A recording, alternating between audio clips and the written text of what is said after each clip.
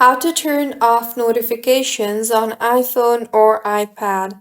Hello everyone, I am Bishaka and welcome to our channel.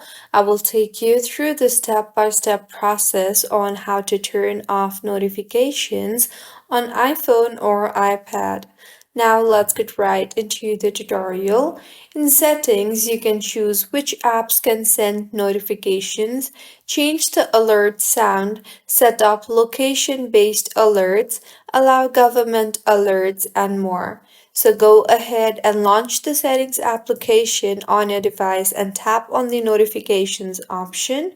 Now, under the notification style option, go ahead and select the application that you want to turn off notification off. Once you have opened the app that you want to turn off notification off, then in the interface that you will be led to, go ahead and toggle off the button for allow notification, and with this you will no longer receive notification from that particular app, and this is how you can turn off notification on iPhone or iPad.